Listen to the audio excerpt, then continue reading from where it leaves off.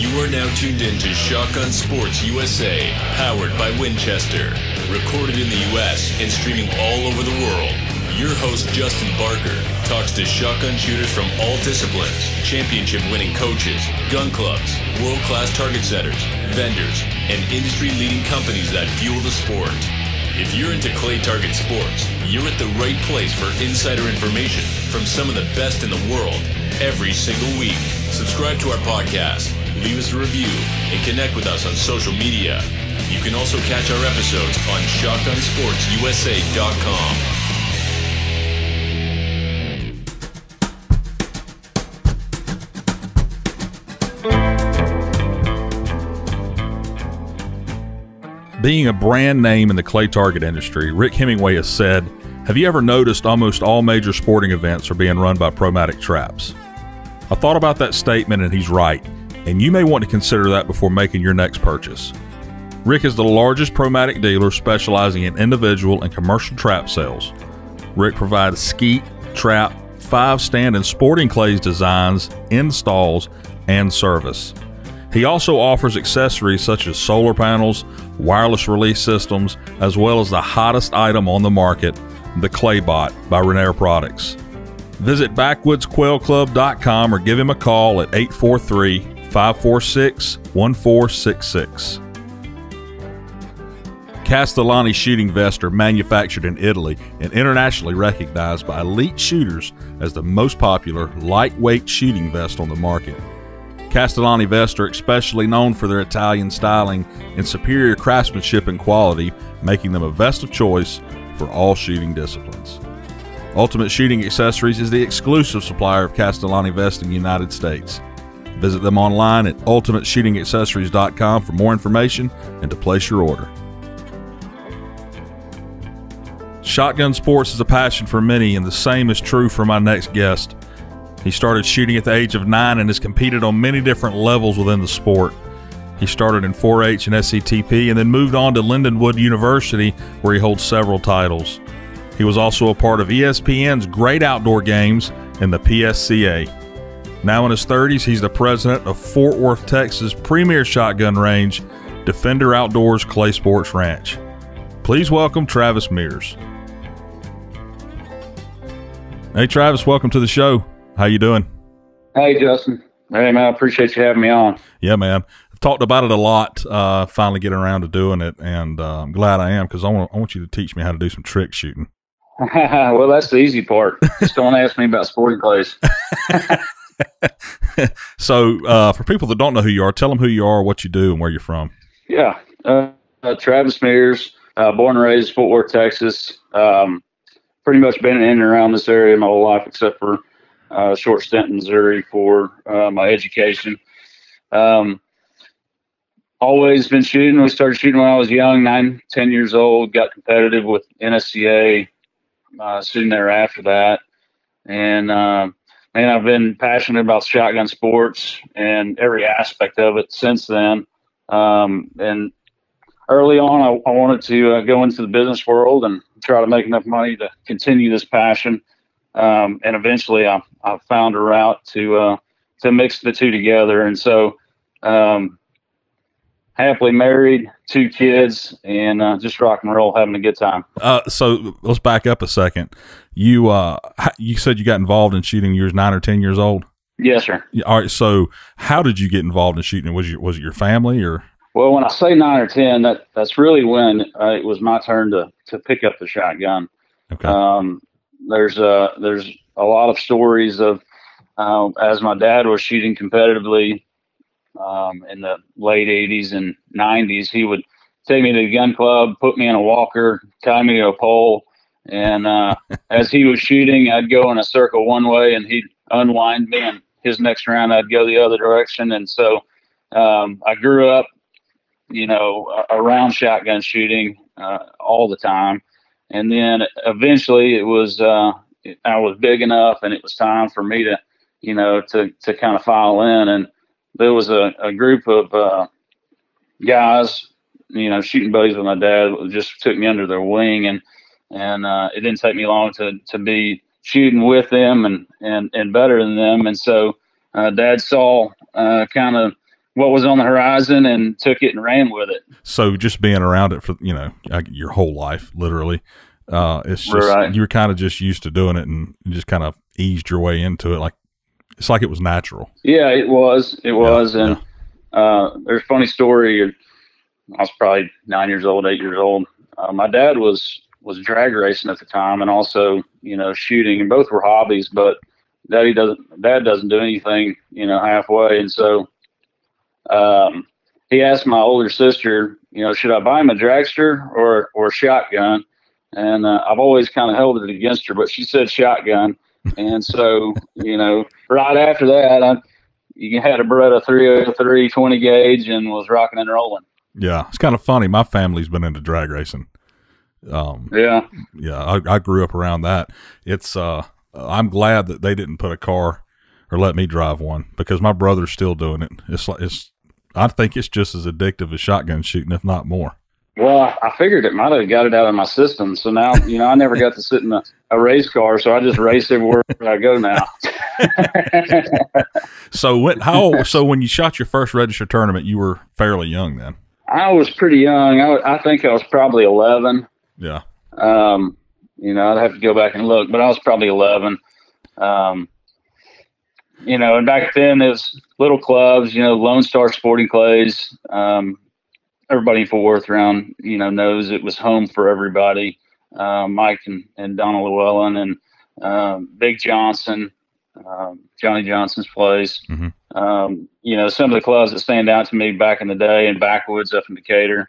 All three of them are, non-existent at this point, but all just like, you got to go every Saturday and Sunday that they had a shoot. You had to go, and I feel like I grew up at those ranges and really learned how to be a competitor, shooting against the adults. Yeah. Did you get into 4-H and SCTP? I did. So as Dad was getting me started, and Mom too, he was trying to find a way for me to, continue shooting, but not, always have to compete against the older guys. And so he did his research and figured out how the 4-H world worked. And I think it's more readily available now, but at the time there wasn't really anything going on in our area as far as 4-H goes. And so he took it upon himself. We started a team with 4 shooters, me and my best friend Jake Montgomery, and 2 other guys, John and Chad Idy. And so we started a 4-H team, and we went to the first state championship, just me and Jake, and did really well. And then next thing you know, the team is, 60 plus kids, and we're winning state and national titles every year, and just a force to be reckoned with. And like I said earlier, Dad doesn't do anything halfway. And so this team kind of grew its own legs and really turned into something special. And I think, from age 10 to really when I graduated high school and was kind of forced out of the youth shooting, man, we were when we showed up to a shoot, people did not get excited. We were coming and we were going to win something. Right, right. So being involved in these youth shooting programs, what kind of an impact did being a part of these have on your shooting as a young adult and an adult? Well, there was so many lessons learned. And I say that all the time. Anytime you pick up a shotgun, whether you're a kid or you're an adult, you immediately become more responsible. But those were also kind of the values that the 4-H and Scholastic Clay Target program, those were the values that were kind of taught, expected. And so knowing how to hold a meeting and knowing how to talk to adults and knowing how to react in certain situations were all things that, we were taught. And, I know that it made me a better person. I know that the shotgun sports has made me a better person because from a very young age, I had to be an adult. We're playing an adult sport, and so living up to those expectations. 4-H and SCTP, those programs offer so much. Not only competition, but they allow you to travel around and shoot against folks all over the state and all over the country. And I still have friends all over the place that I shot against 20 years ago. And we cross paths, and it's really cool to think back on being 10 years old shooting on a skeet field. You stop doing this and you get a scholarship going to Lindenwood. Tell me about tell me about that experience. So collegiate shooting has been around forever, obviously, but there was never any schools that offered any kind of scholarships or offered any kind of promotion. I mean, there was nothing out there. And so programs, yeah.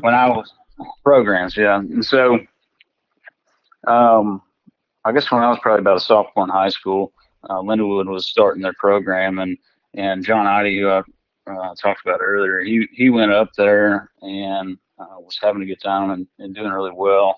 And so when it was my time, they offered me a scholarship. And to be honest with you, probably like a lot of people or kids in my situation, Dad, I want to go to UT or Texas Tech or A&M and go where all my buddies are going. And he had a good conversation with me. He's like, son, we've invested so much time and money and effort and savings into the sport. You're going to go up there, and if you don't like it, regroup after that. So I packed my stuff and moved to Missouri, and man, that was the best thing I ever did. Getting away from home, having to meet new people. My friends from the Lindenwood shooting team are still, best friends that I talk to every day. Yeah. The 5 years up there, I'd go back and do any day. A lot of good school, good program. And then, let's talk about shooting. We were on a dynasty team. So I was a part of 5 national championships, collegiate team national championships, and then a bunch of individual stuff in there too. And then get to travel all over the place. We'd jump in a bus or jump in a 15-passenger van and just drive all over and shoot tournaments for the university and funded by the university. And so great experience, opened up doors all over the place. It was really cool. For some reason, every time you hear Lindenwood, it seems, or college shooting, Lindenwood's always in that conversation. I mean, why is that? When you're at the top, everybody wants a piece of you, and you can go in the books. And I don't think that there's ever been a team in any sport that's won 15 straight national championships. And so it was, and they're still, forced to be reckoned with. I think we took second or third this year. I still follow it closely and still do a lot with and for the team. But when you've got a dynasty team like that, I think, folks got you in their sights. And I think all the other schools took note. It took a while, but they took notes of what was going on up there as far as the recruiting goes, as far as the talent that was coming to Lindenwood in each discipline, whether skeet, trap, international games, sporting clays. The other teams have taken notes and they're catching up, and there's a lot of really good shooters out there. And so it's really a head-to-head battle now. We used to run away with it, man. We used to run away with it, 70, 100 targets. At the end of the deal, it was just kind of, collect our trophies and go. Yeah, you shouldn't have even went. Just send us the trophies. So what did you go to college for?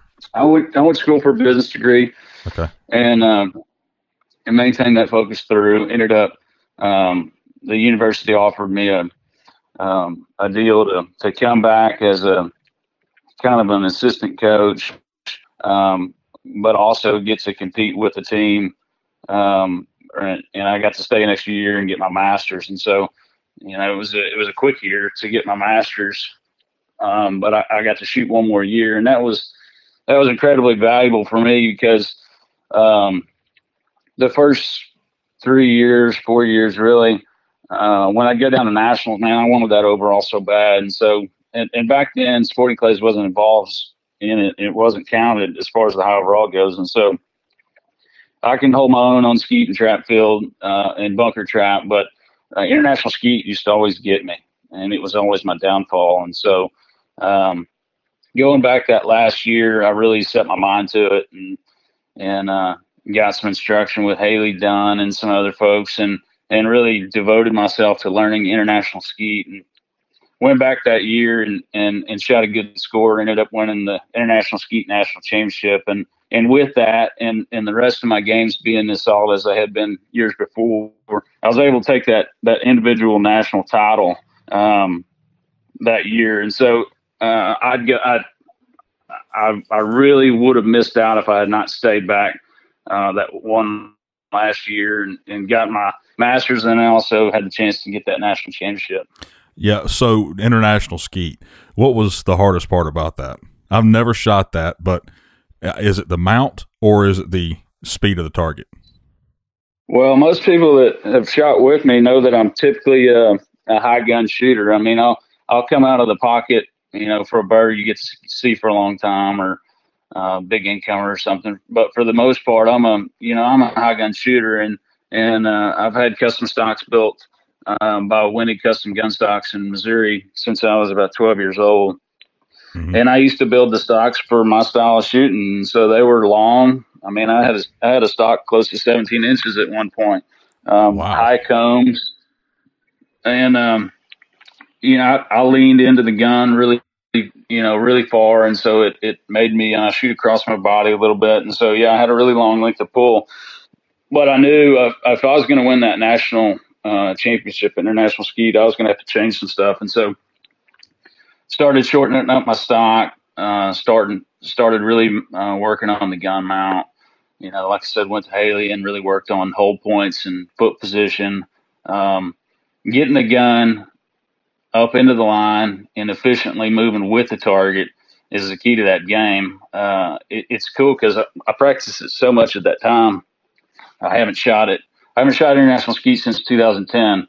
But I went and shot a skeet tournament a couple weeks ago, and I stepped on the pad, and I literally could visualize where my feet go, where the whole points were, how my hands were going to be. Like I practiced enough where it was kind of like jumping on a bike, All right, so go into trick shooting. How did you get involved with this? Was it an accident? Was it on purpose, or how did that happen? Well, I think it was. I guess you could call it an accident. I think at the end of a skeet round or sporting clays round, you always got 5 or 10 extra shells in your pocket. And so, I'd say, hey, Dad, throw me one. I'm going to, shoot from the hip. And so, doing that over the years, I'd hit a few and then I'd hit a little more. And then, then I'd start shooting doubles on the skeet field. And so I could hold my own on the skeet field pretty good. And, it was fun to me. It was natural, very instinctual. And I just thought there was a lot of wow factor to it. So I was shooting for Beretta at the time, and I guess I was about 17. And at the time, John Bauer was managing the team, and I told him at the Nationals, I said, hey, I think I want to do some trick shooting. And I was a 17-year-old little snot-nosed kid, and so he kind of laughed and whatever. About a month later, he called and said, hey, I got your first show booked in Grand Rapids, Michigan for the Rough Grouse Society. I'll send you over the details. And as you can imagine, I turned white, started sweating, and was trying to figure out how this was going to work. And so, man, I went to the range, stacked up some shells, stacked up some targets, and taught myself how to do some trick shooting. In that show, it snuck up on me pretty quick, but I actually did really well, and I got really lucky because once I got up there, this blizzard set in, and when it was time for me to go out and do the show, there was only about 10 or 15 people that wanted to brave the weather, and so I got out there and threw the birds up into the wind. They took off the opposite direction, and I hit a few and missed a few, and my glove, I used to wear receiver gloves because the barrel would get so hot.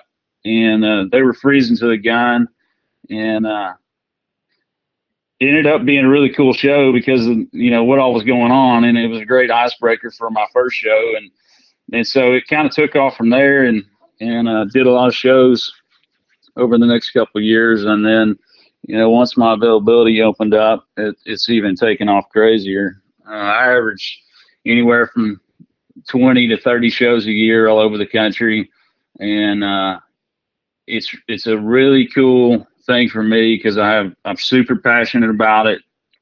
It comes very easy to me, natural, instinctual.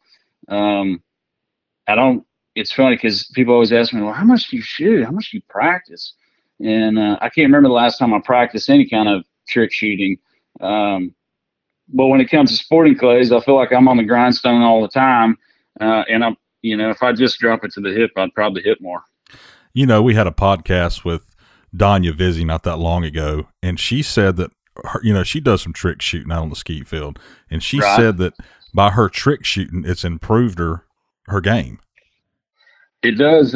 It does make you look at the bird.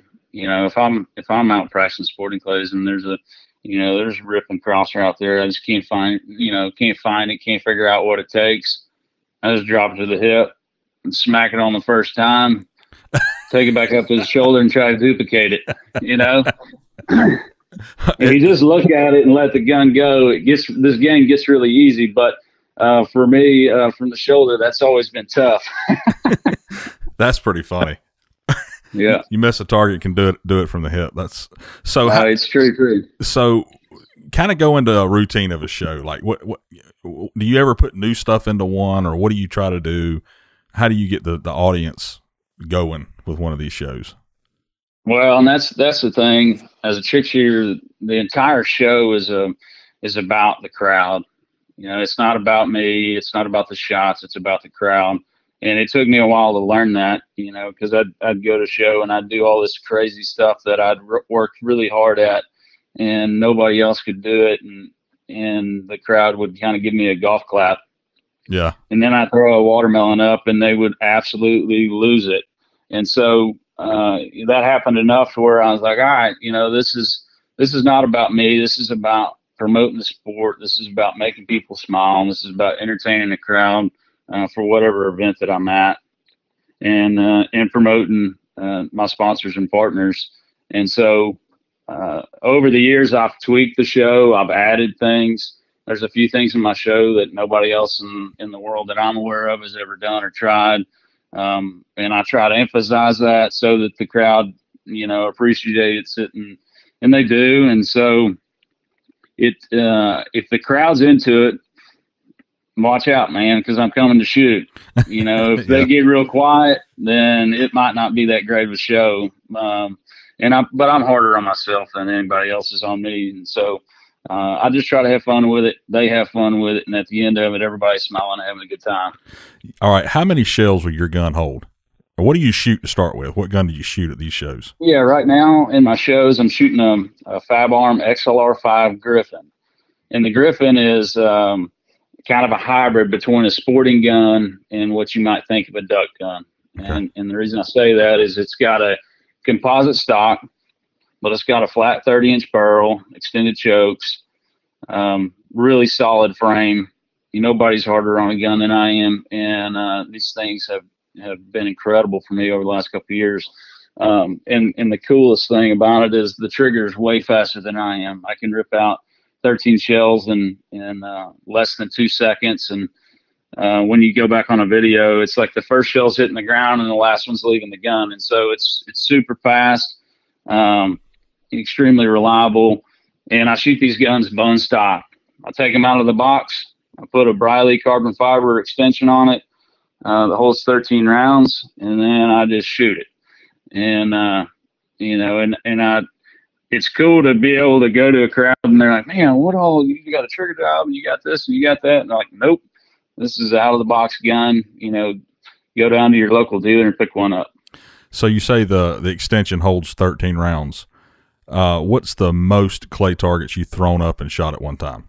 I don't really shoot much of anything from the shoulder. And so for me, the most that I've ever shot would be 9. And that ties the world record from the hip.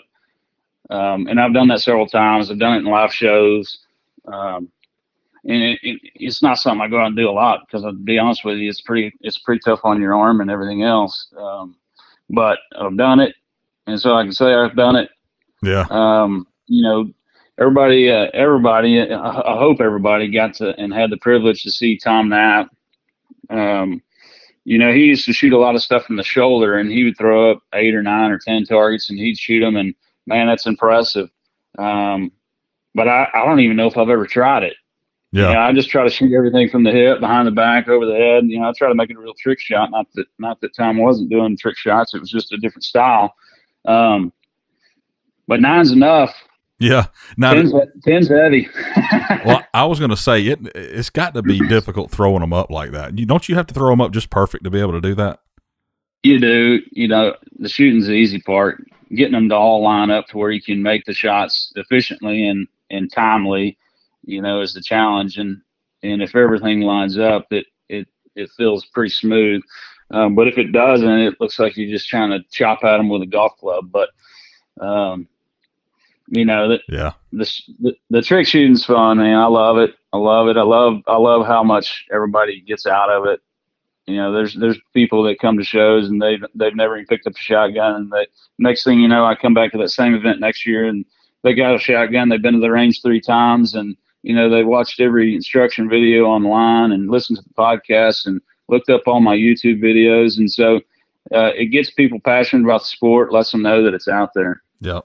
All right. So you're not just a trick shooter. You also were on the PSCA as well. Yes, sir. Yes, sir. Yeah, I've always shot sporting clays, and I think, and I don't want to argue about it, but I think I was the youngest to ever get master. So somebody would have to look at some records, but you know, Dad told me that, so it means something, I guess. So what'd you think about the PSCA? Did you like it? Oh yeah, man, I loved it. You know, getting us all together and getting us all in one place. You know, there's only 40 or 50 of us, and we were, you know, spending the whole weekend together talking about the pros. And man, that experience of shooting head to head was so fun. Shooting challenging targets early on. We shot a lot of puck targets. Really, I think it changed the game, to be honest with you. I think the targets that we shot in the PSCA kind of have become the norm. You know, you're going to see them out there when you go to a big shoot. And so it's really cool what it's done for the shooters. It's really cool what it's done for the sport. Man, I was so proud to be a part of that. Yeah. I think everyone's disappointed that it's gone, but it is what it is. And if you don't know what the PSCA is, go look on YouTube. That's about all you're going to get of the PSCA anymore. So, right. You know, earlier you called me, I was down in my office, and so I relocated up to upstairs, but upstairs is really it's kind of Dan Carlisle's hotel. And so when you brought up the PSCA, I immediately thought of it because my computer's sitting here on his bed. Dan comes in town 4 or 5 days every month and stays at the house and coaches over at the club. And so, you know, he put his heart and soul in that. And you know, like I said, I was proud to be a part of it. Travis, weren't you involved in the Great Outdoor Games? I was. That was a really exciting part of my career back in, I guess, 2003 and 2004. It was a really cool thing put on by ESPN that you had to qualify for. Dad and I went out to Phoenix, Arizona, and I qualified. I guess that was in 2003, and the games that year were in Reno. Really cool. 16 years old, youngest to ever compete in the ESPN Great Outdoor Games. Went out there. If you haven't seen it, you got to look it up on YouTube. It's a really cool format where there's 3 teal, one up and to the left, one center, and one up and to the right, and 2 rabbits, one from the left and one from the right. And it was a timed game. All the big dogs were there. I was 16 years old. It was really, you know, it was a big honor to be there. And I took 4th that first year. Got an invite for the next year. We were in Madison, Wisconsin. Dad and I trained incredibly hard, and went back and won it in 2004 as a 17-year-old. And, you know, that I was already shooting good and All-American and all the other stuff, but at that moment it kind of catapulted me to the next level, and, you know, and started picking up some sponsors, and you know, it was a really cool time. The next year we went down to Orlando, and a hurricane hit, and it literally killed the ESPN Great Outdoor Games. But I guess you could say I'm the reigning champ, so I'm happy with that. So you said you had to qualify for this. What did you have to do to qualify? Yeah, they had a couple different qualifiers around the country. And you would go there, and it was similar to what people might think of the PSCA. It was a head-to-head format where you were shooting against everybody else at the event, and it was a timed format. So there would be a target that would come out every 3 seconds. It was 5 target sequences, and a round would be 20 targets. And so, man, it was all about speed loading and pointing and shooting. And I was shooting an auto at the time, and to this day, I don't think that there's anybody in the country that can throw 2 shells in an auto shotgun faster than I can. And it all kind of stemmed from the Great Outdoor Games. You're probably right about that. Let me ask you this. This just crossed my mind. Do you think that clay target sports has had all the opportunities that it's going to have to be on TV as far as the Great Outdoor Games, the PSCA? It seems like neither one have made it. Do you think that's all the opportunities they're really going to get? No, I don't think so. There's always somebody with a creative idea, and there's always, passionate shooters. I think everybody that's in my position would agree that, every 5 years something else pops up, and it also, there's trends in the sport that rotate every 3 to 5 years. Autos and over and unders, there's a good example. High ribs and low ribs, there's a good example. Ounce and eighth and 1 ounce. I mean, you can keep going on and on. This 5 years, this is really cool and really popular, and the next 5 years is totally opposite. And so, somebody will come in, have a really cool idea, have enough money to back it, and the shooters will come in and we'll do our best to perform and make it entertaining. So, I hope that we get another chance. I think we will. It's just, I've always thought about that. I've always thought about the PSCA and what it could have been. Not that it wasn't good, just what it could have been. And, right. with the Great Outdoor Games ending, I'm wondering about that next chance and who's going to do it, Yeah, I feel like the PSCA was great because it gave a lot of guys a format or, something that we compete in that everybody was used to. The Great Outdoor Games was like totally crazy different than what our normal competition shooting was. And so for me, it was a time to everybody kind of stepped outside of their comfort zone. And you're talking about, really cranking some shells out in a hurry. In my opinion, it was probably the most fun shooting other than trick shooting that I've ever done. Mm-hmm. Yeah. At the PSCA, I might have said this on the podcast before, but the PSCA is actually what got me involved with shooting. Really? That's awesome. I saw an advertisement on TV, and, Sporting Clays was coming on I forgot what channel it was, the Outdoor Channel or whatever channel it was. And there you go. So, well, maybe you're the guy to take us on the next rodeo. Yeah. I'd like to make it. Let's see how we can make it work. That's right. So the Great Outdoor Games is what puts you in your mind on that next level. I think it took me from being a good junior, sub-junior shooter to, competing with the big dogs. And, and that's what it felt like to me.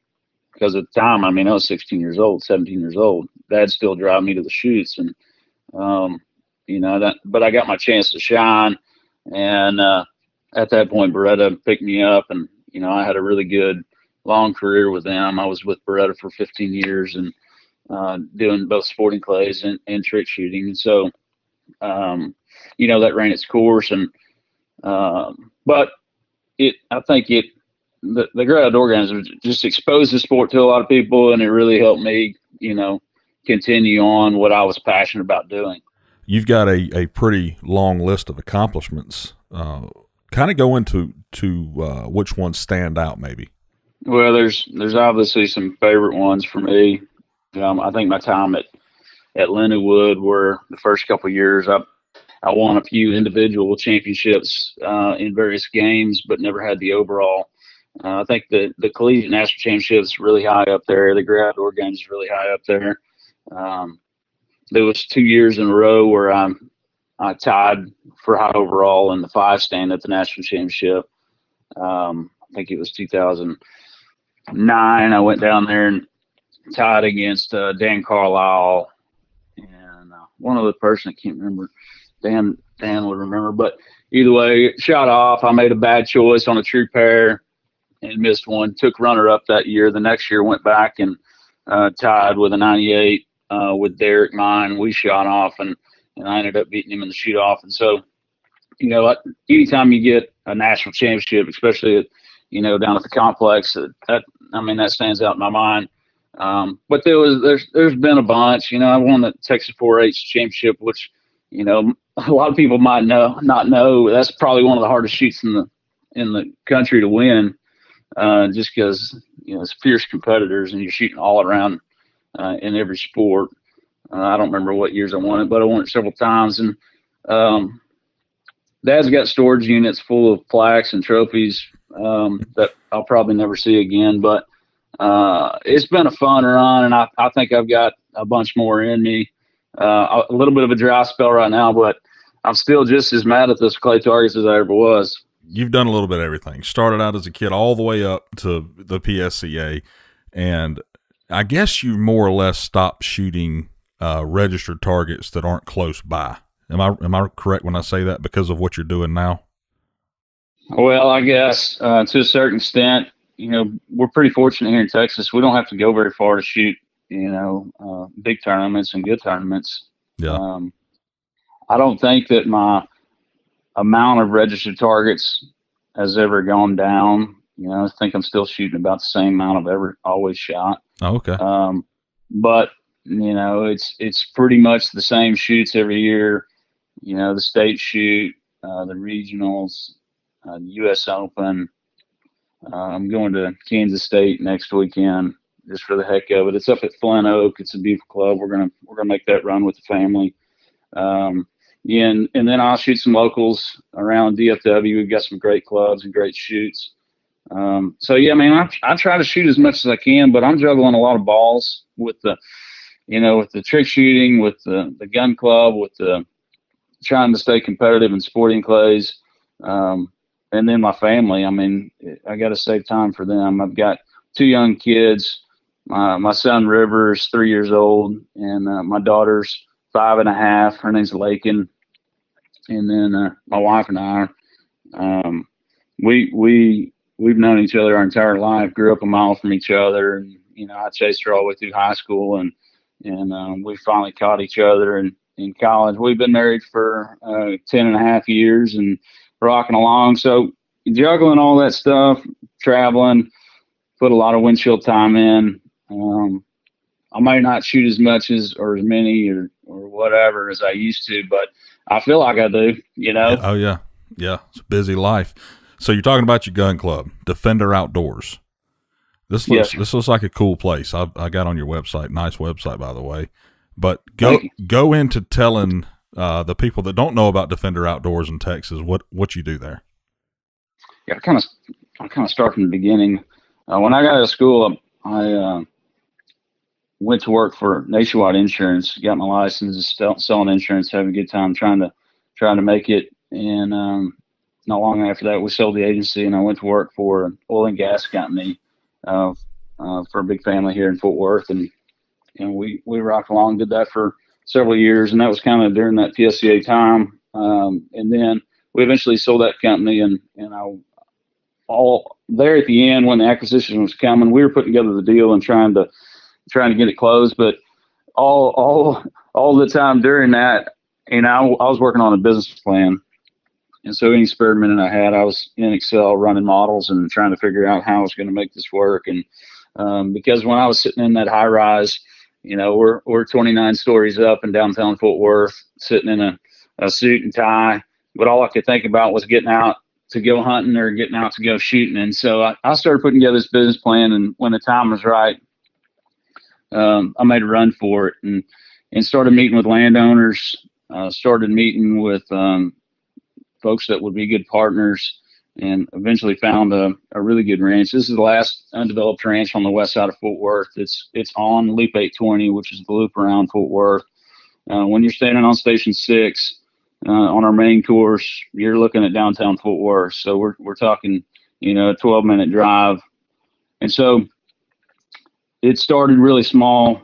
I started in a little, $40 pop-up tent with my computer plugged into the outlet in my truck, and my wife, checking people in. I was running around wrenching traps and setting birds and running leads, and man, man, we started really small, but we put a lot of effort into doing something, a new project, every time we could. And so that's one really cool one thing that, people still say, every time that they come to the range, they see something new.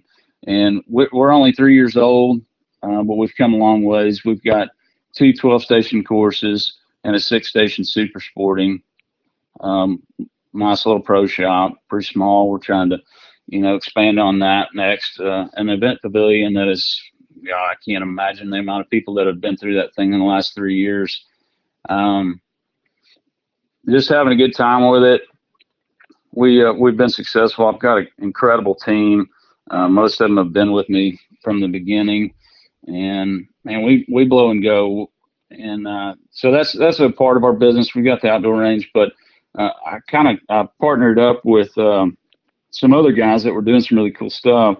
Will and Matt and Eric, and they already had Defender Outdoors, which was the largest indoor range in North Texas. It's 43,000 square foot of indoor shooting paradise. I think there's 26 pistol bays, 8 rifle bays, a huge retail floor. If it's outdoors, ammo, guns, or any other stuff, clothing, man, we've got it. And so when I started the range and partnered with these guys, it opened up an incredible amount of doors for us as far as having the ability to reach out to vendors and get things that we needed in a timely manner. And when it was time to build something, we were able to, find the money to do it. And so it's been really cool jumping into, that whole partnership, and the 4 of us get along really well, and we've made some big strides in the last 3 years, and they were rock and rolling for 2 years before I came in. So, man, it's a blessing. We do a lot of cool stuff. So is all of this on the same property? No, the indoor range is just on the northwest side of Fort Worth, downtown Fort Worth. And so for my range, it's about, 15-minute drive from downtown. It's a, 3-minute drive. Really cool location, old building. And, but when, obviously we make it look really cool. So at your clay target range, what you call Clay Sports Ranch, don't you have clay target leagues, ladies night, stuff like that going on there? We do. For me, growing up, league was always, really cool, and I was involved in as many as we possibly could. And so that was the first thing that I did. Even before I opened, 3 or 4 months before I opened, we hosted a league, and we called it the Pre-Nationals Warm-Up League. And I think I started it in September, and, had a bunch of people show up. And I'm telling you, at that time, it was a pop-up tent with my computer plugged into my truck, and just a wide open cattle ranch and some traps thrown out there. And we continued on with leagues. I ended up opening January 31st of that next year. And from that point forward, we've hosted 6 leagues a year. We've got the Polar Bear League, which is, in the colder months. Then we roll right into the Spring League, which we're finishing up this week. We've got the party next week. Then the Summer League will start. Then we go into the Dove Warm-Up League, and then the Fall League. And so those are the leagues throughout the year, and I think they're the biggest leagues in the state. We average anywhere from 160 to 230 shooters in our leagues, 50 targets a week for 6 to 8 weeks, depending on which one it is. And man, it's formed a lot of friends. Guys that come out and shoot with each other all the time that didn't know each other from Adam before they joined the league. In my opinion, that's what league's all about. I think it's the best way to get better because it's consistent shooting. You have to come out once a week and shoot. And it's super easy and social. So it's just a lot of fun. It's brought a lot of really cool people to the club. Are you holding registered shoots there now? We are. Yeah, we've held registered shoots from the beginning. I don't remember how many we had the first year, maybe 6, I think. Mm-hmm. All good shoots, had a lot of, good folks show up. But they've continued to get bigger and bigger. Like I said, we're in our 3rd year now. And the first shoot, I mistakenly named the shoot Snowing Clays. This was, I think January 18th was the date. name the chute Snowing Clays. We pick these dates and names, 6-8 months prior. Yeah. I don't know how I hit it. It never snows in Texas, but it came a blizzard on the Snowing Clays NSCA chute. And so the folks that were able to get out of their house and make it had a blast because, we don't get to experience that very often. But then we've had a shoot each month since then, and we've averaged well over 200, I think 217, 252, and the last one was 206. Wow. We don't have an NSCA shoot in May, but we've got a 2-day that's in June. That it's the biggest shoot every year. It's called Longbird Shortbird on our range course, which is everybody kind of calls our main. Is every station will have one bird that's outside of 35 yards and one bird that's inside of 20. And so we call it the Longbird Shortbird shoot. And it's been a big one every year. And so this year we made it a 2-day, and we also added in the TSCA Texas Subgauge Challenge, which is it's a rotating opportunity to shoot 100 target subgauge. And so we're going to do both of those on the same weekend. June 5th and 6th. I think it's like close to 800 targets. You can shoot it anytime you want from, start to finish, Saturday to Sunday. It'd be cool. Yeah. You just got finished shooting Texas State this year, correct? I did. Yeah. And it was at what was it, at San Antonio? Yes, sir. Yeah. Where's it going to be at next year? Well, exciting news. We're going to be hosting the Texas State shoot next year. So it'll be April 27th through May 1st of 2022. The last several years it's been down at the National Shooting Complex, which is an incredible venue. And but next year we're going to bring the state shoot up to North Texas. Hasn't been up here in a long time. Everybody's super excited. Everybody's wondering how we're going to do it because, we're only 3 years old and we only have 2 courses and a half course. But every day I get to answer that question. We're going to have 9 courses. We're going to use up 500 acres of this cattle ranch, and we're going to make it happen. It's going to be a good time. We're going to show everybody what Cowtown's all made of. It's pretty neat to think that just 3 years ago you were working out of a tent and a computer in your truck. Now you're hosting the Texas State for 2022. Man, those were simple days. I mean, it was just me and some traps and God, man, I think back to sometimes how far we come just from the fact that we have 2, semi-trailers, dumpsters now. Back then, at the end of the day, I'd stand around a barrel until I burned all the boxes. That's how little things were back then. Yeah. Yeah. When you started back then, I'm just thinking, when you started, did you wonder, man, I don't know if I made the right move with this? Did that ever cross your mind? Never. Yeah. Never. Man, I was putting so much blood, sweat, and tears into it, and my family was too, with the hours that I was going. It was a daylight till well after dark, every day. And so there wasn't time to doubt it. You just got to pedal forward and make it happen. And like I said, they came out in groves, and they've come out in groves ever since. That's good. Now, what do you offer at your club? You have coaching? Do you have any kind of classes or anything like that? We do. I'll kind of go through some of the, the stuff we're known for. We're open to the public, but we have a membership program, which is kind of a discount program, where you get a certain amount of targets per month. We have a lot of people that have joined in that. Each one of our stations at the club is a 10x10 wooden cabana with a metal A-frame roof, which is important in Texas, whether it's raining, snowing in January or in July when it's 110. Those big cages were a hefty investment from the beginning, but we had some great station sponsors that came in and helped us do that. It's been a great feature. Yeah. Some really cool things have introduced people to the club and to the sport. We do a ladies' night about every 4 to 6 weeks, and we make it super fun. It's really cool because we have ladies show up that have never picked up a gun. We have ladies show up that have are in master class. And the way we run it is everybody shows up.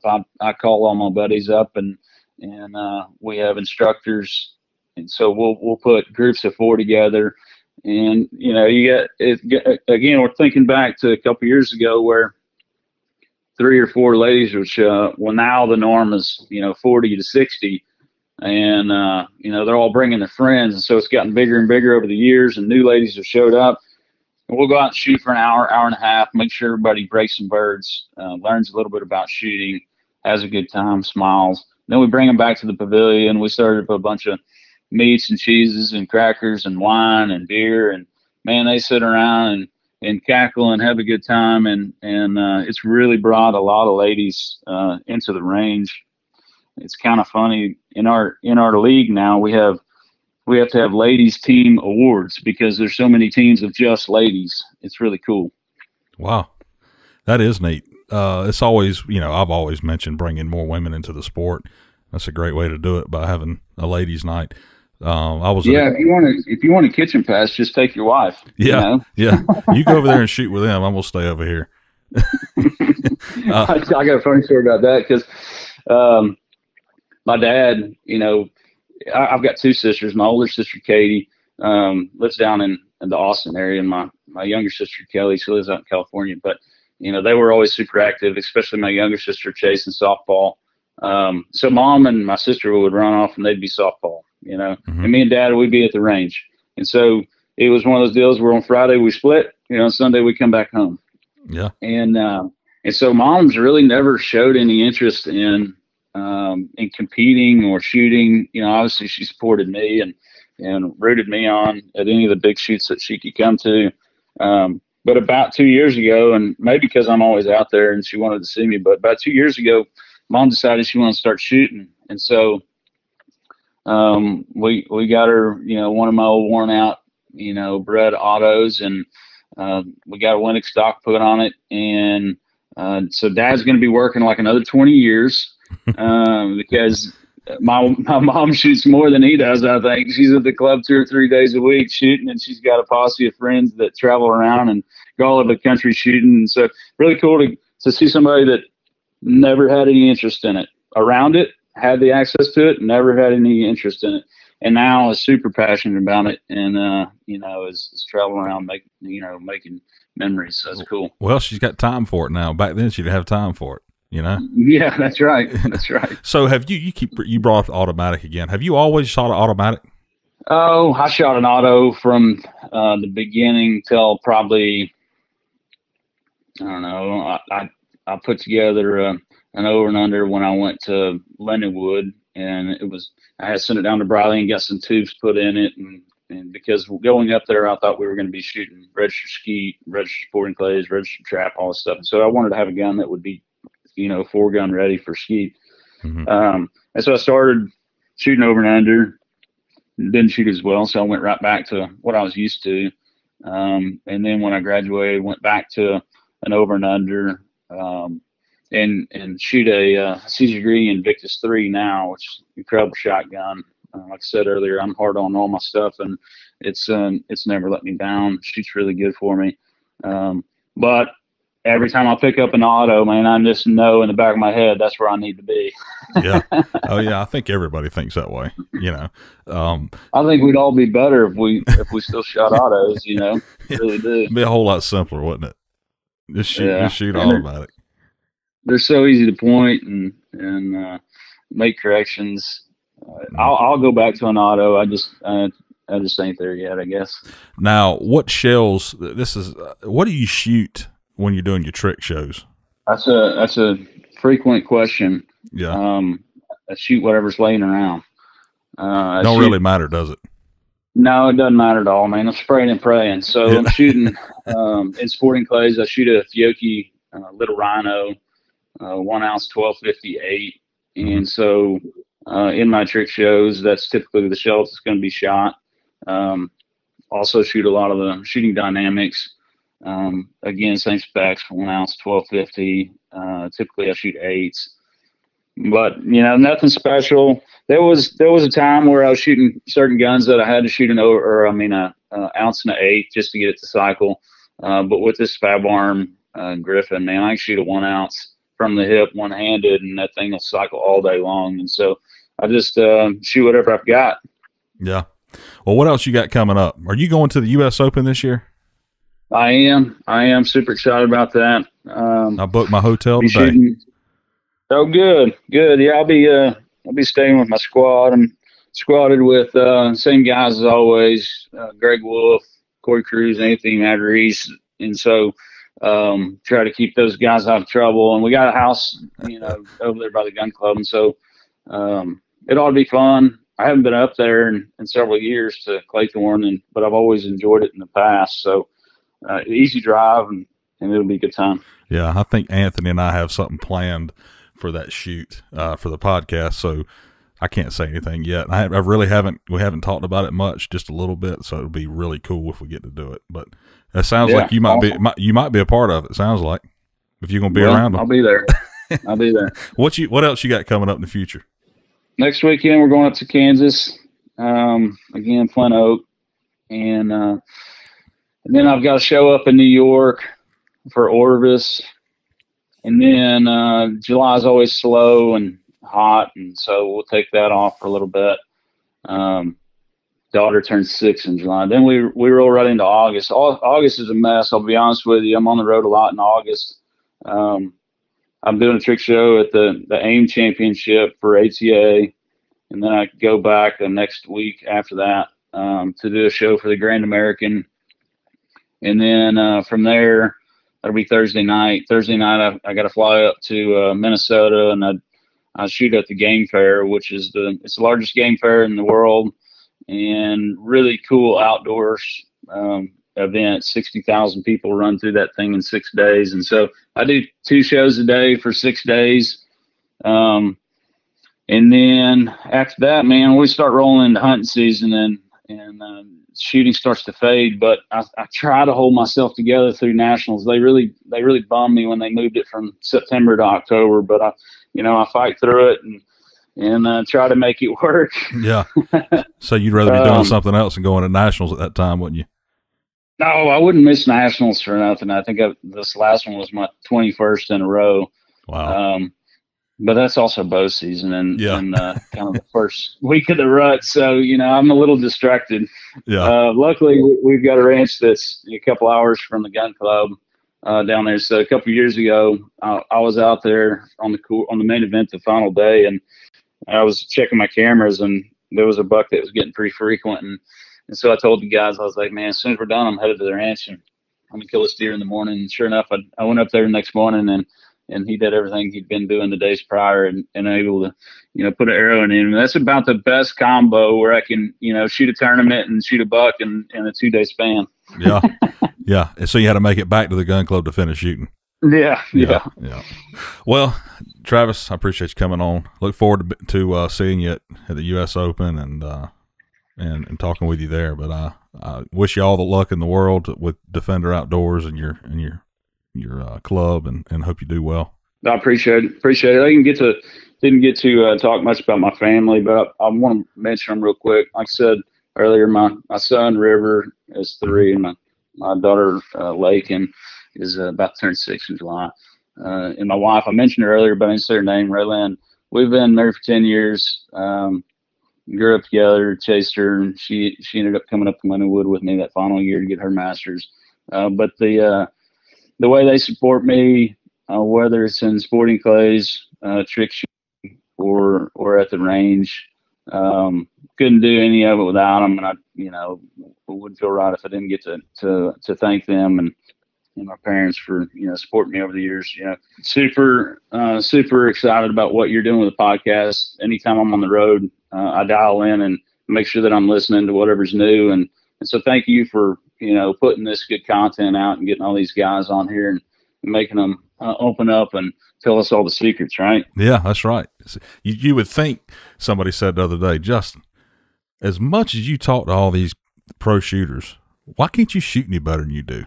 I just said, I don't have time to practice.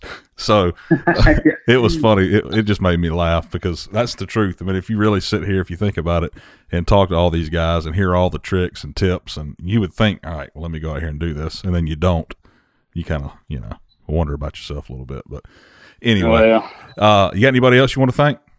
Oh, my team at the range, man, we work hard. We do 125 shoots a year plus these big NSCA shoots. And like I said, many of them have been with me from the beginning. Connie and Gary and Catherine, Sarah, Sonia, the guys outside, Jeremy, Nathan, Mark, Flint, all those guys. Any of the guys that shoot at my club know each and one of those, because, you know, one thing that we wanted to do from the beginning is make the gun club a family. And so you walk in the club, everybody knows your name, everybody's got a smile on their face. And that entire group that I just mentioned has done that from in day one. And I think that has a lot to do with our success. But just hard work, grit, and big smiles goes a long ways. What about your sponsors, Travis? Man, I've got some great sponsors, and you know, always the first conversation I have with someone when we start that discussion is, you know, I'm coming in for the long run, and so if you're good with that, I'm good with it, and so far I've got some really, really good partners. I'm shooting a Caesar Greenie and selling a lot of Caesar Greenies in the pro shop there at the range. Shooting the Fab Arms, which, you know, everybody knows that that's under the same mothership company. Shooting the Fab Arms in my trick shows, and you know, man, I put a lot of Fiocchi range shells down range, you know, both in the trick shows and sporting clays. You know, super excited about that. And then, you know, every club we go to across the country, we shoot white flyers. We started, you know, working together a couple years ago, both buying them at the club and then working with them as a shooter, and excited about that partnership. I think I mentioned earlier, winning custom gun stocks. Like, they're the best in the business, and they've been building stocks for me since I was 12 years old. You know, I've learned a lot from them. They've learned a lot from me about kind of what sporting guys want. And man, if you go in there with an idea and they've got their ideas, you're going to come out of there with a gun that points exactly the way you want it to. And so that's always been a real benefit to my game. I think there's never been a question about my fit. Both at the club and even before I had the club, met Clay Target Machines. My buddy Buck Heath with Heath Sporting down in Bernie. You know, he's been moving mechs all around the country and works a bunch of big shoots and sells traps, and he introduced me to mech early on, and super excited about that partnership and using them. And then a lot like the rest of the guys shooting Pilas, I think they're the best in the business. Took a couple years off of shooting Pila glasses, and when I went back, I regretted that I didn't shoot them. I mean, it's just a simple fact that they're the best. And I think, you know, really important, the first company that ever stepped up and helped me, just like they've helped so many other kids and so many other people, was Briley down in Houston. And make great chokes, great tubes, gunsmithing, good folks, just as steady as you can be. Man, they started helping me when I was like 10, 11 years old, and here I am 34, and they're still stepping up to the plate. And I'm loyal to them just as much as they are me. Yep. Good people at Briley, and no doubt. Good warranty on the stuff that they sell as well, which is a big deal to me. So I agree. All right, man. Well, I'll let you go. I know it's getting late. I know you got things to do. So we'll catch up with you here soon. And like I said, good luck with what you got going on. Sounds good. Thank you, Justin. We'll see you in Kansas, buddy. All right, man. We'll see you.